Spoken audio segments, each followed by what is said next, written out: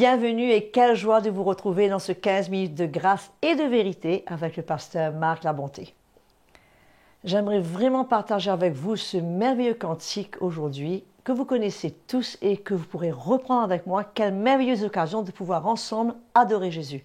Oui, prends tout Seigneur, si seulement ça pouvait être la vérité dans chacune de nos vies.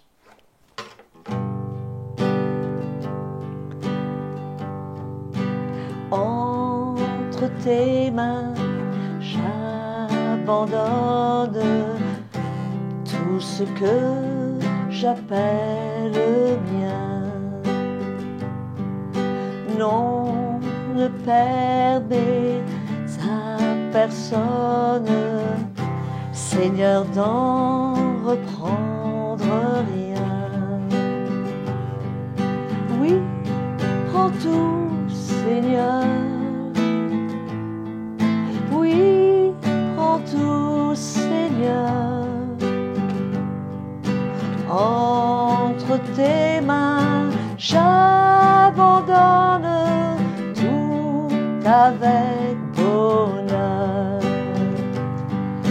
I surrender all. Hallelujah. I surrender all unto Jesus, blessed Savior. I surrender all.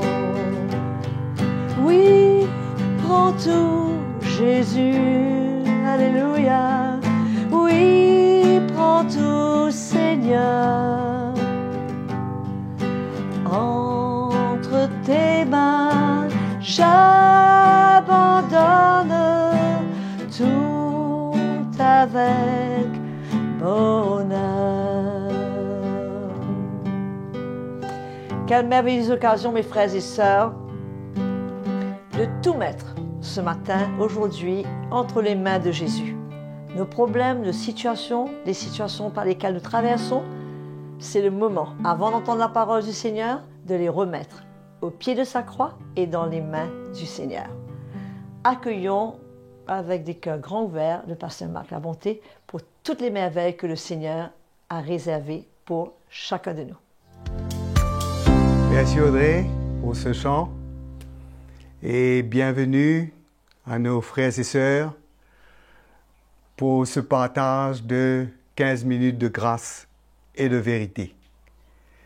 Et aujourd'hui encore, nous voulons parler de cette voie du Seigneur, le chemin du Seigneur qui nous conduit dans la présence du Seigneur, qui nous emmène à contempler la face du Seigneur, à être ébloui, à être captivé, à être saisi de ce que le Seigneur est et de se prosterner devant lui, de reconnaître ce que le Seigneur est et de réaliser combien nous avons besoin de lui, combien le Seigneur doit vraiment profondément opérer dans nos vies des miracles,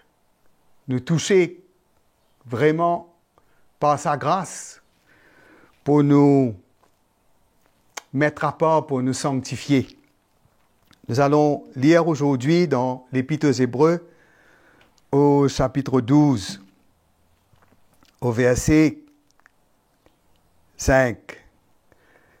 Et vous avez oublié l'exhortation qui vous est adressée comme à des fils. Mon fils, ne méprise pas le châtiment du Seigneur et ne perds pas courage lorsqu'il te reprend. Car le Seigneur châtie celui qu'il aime et il frappe de la verge tous ceux qu'il reconnaît pour ses fils. Supportez le châtiment. C'est comme des fils que Dieu vous traite, car quel est le fils qu'un père ne châtie pas, mais si vous êtes exempt du châtiment, auquel tous ont part. Vous êtes donc des enfants illégitimes et non des fils. D'ailleurs, puisque nos pères selon la chair nous ont châtiés, que nous les avons respectés, ne devons-nous pas à plus forte raison nous soumettre au Père des esprits pour avoir la vie? Nos pères nous châtiaient pour peu de jours, comme ils le trouvaient bon, mais Dieu nous châtie pour notre bien, afin que nous participons à sa sainteté. Il est vrai que tout châtiment semble d'abord un sujet de tristesse et non de joie, mais il produit plus tard pour ceux qui ont été ainsi exercés un fruit paisible de justice.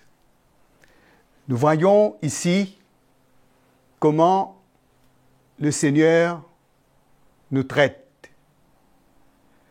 Comment le Seigneur, il traite nos vies.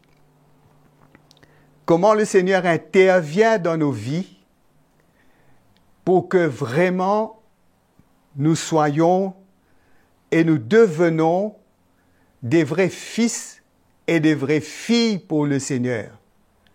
Que nous devenons comme le Seigneur Jésus, que nous puissions le ressembler, que nous puissions avoir les mêmes sentiments qui étaient en lui, pour que nous puissions, comme la parole de Dieu nous dit, participer à la sainteté de Dieu.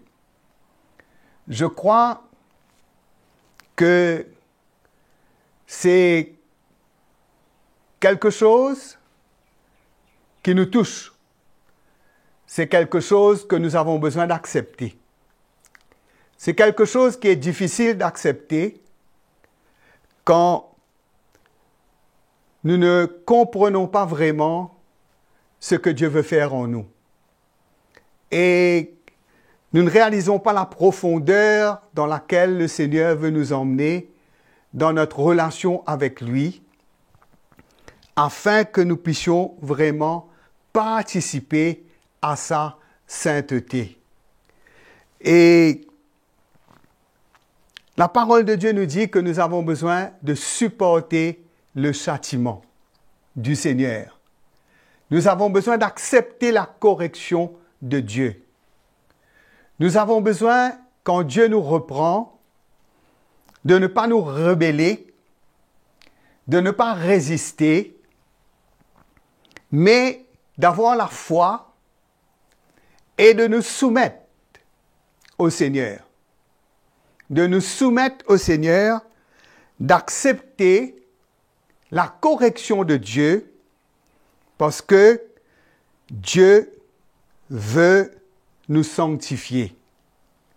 Il veut enlever en nous le péché.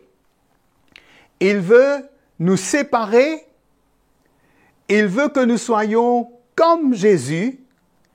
Il veut qu'il trouve en nous cet esprit d'obéissance, ce cœur d'obéissance et ce cœur de foi pour vraiment accepter tout ce que le Seigneur veut faire dans notre vie, afin de nous changer, de nous libérer et de nous faire ressembler à lui, d'avoir en nous sa vie, d'avoir en nous le caractère de Dieu, d'enlever la rébellion, d'enlever la folie, d'enlever l'incrédulité, de briser notre résistance et de faire de nous quelqu'un qui vraiment a à cœur d'honorer Dieu, de faire sa volonté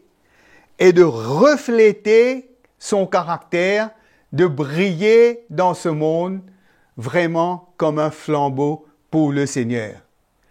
Et je crois que c'est la chose qui est vraiment difficile et qui touche notre orgueil. Ça touche directement notre orgueil. Moi, je sais que quand le Seigneur nous bénit, nous encourage, ben nous sommes dans la joie, nous sommes excités. Mais la parole de Dieu nous dit que la correction est d'abord un sujet de tristesse. Hein? Je ne crois pas que quelqu'un, il est excité, il est content quand on le reprend.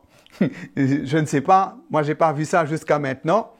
Tout ce que je sais, qu'à chaque fois que j'ai été repris, ça a touché mon orgueil. Et quand j'ai accepté, quand je me suis repenti, quand j'ai supporté le châtiment du Seigneur, c'est comme cela que j'ai pu grandir.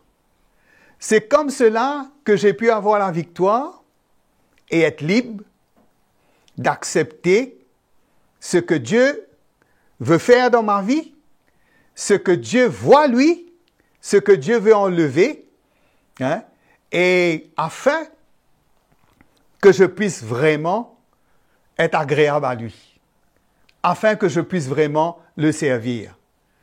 Je crois qu'à chaque fois que le Seigneur nous reprend, et c'est difficile, c'est dur, parce que notre orgueil est touché,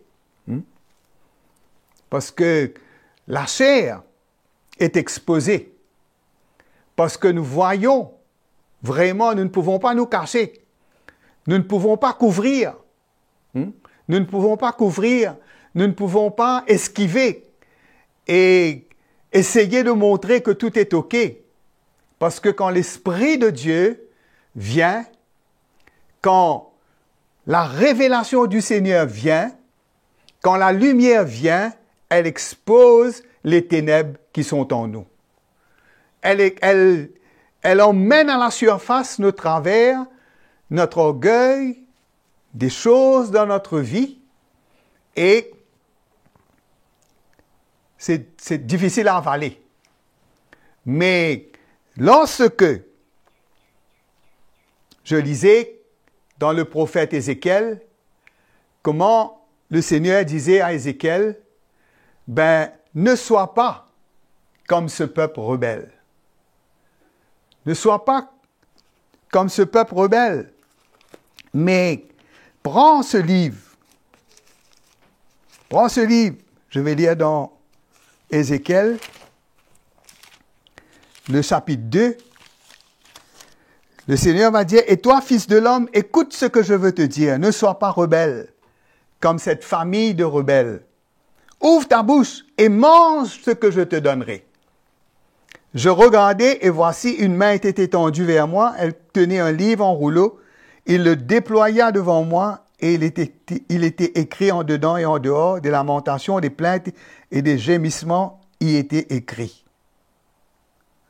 Il me dit, « Fils de l'homme, mange ce que tu trouves, mange ce rouleau, et puis tu vas et tu parles à la maison d'Israël. » J'ouvris la bouche, et il me fit manger ce rouleau, et il me dit, « Fils de l'homme, nourris ton ventre et remplis tes entrailles de ce rouleau que je te donne. » Je le mangeai, et il fut dans ma bouche doux comme du miel. Et nous voyons comment, mes frères et sœurs, le Seigneur veut traiter la rébellion en nous. Comment il veut traiter l'orgueil en nous. Comment il veut traiter en nous les choses de la chair. Il veut les exposer. Il veut nous révéler ces choses. Et il nous demande d'accepter. D'accepter de reconnaître, de nous humilier devant lui, afin que nous puissions être libérés et que nous puissions participer à sa sainteté. Et combien c'est important pour nous d'avaler, d'avoir cette disposition d'ouvrir notre cœur et de tout prendre, de tout accepter, afin que le Seigneur puisse nous accorder sa grâce et que nous puissions expérimenter la libération du Seigneur. Je vous remercie d'avoir été ensemble avec moi. Et je suis sûr que la parole de Dieu vous a fait du bien. Je vous dis au revoir, à bientôt. Merci Marc de partager ton cœur avec tellement de simplicité, bien qu'avec sérieux, mais vraiment cela nous fait du bien et cela vraiment parle à notre cœur. Frères et sœurs, abonnez-vous à notre page YouTube CTMI et continuez à bénéficier pleinement de tous ces messages qui ont été principalement réservés pour chacun de vous. Continuez à nous écrire sur l'adresse qui est affichée sur votre écran. Envoyez-nous vos témoignages, cela nous encourage et va continuer à nous encourager. Parlez-en autour de vous, invitez beaucoup de gens à suivre ce programme afin qu'eux aussi soient bénis. Que le Seigneur continue à vous bénir, à prendre soin de vous et je vous dis à très bientôt.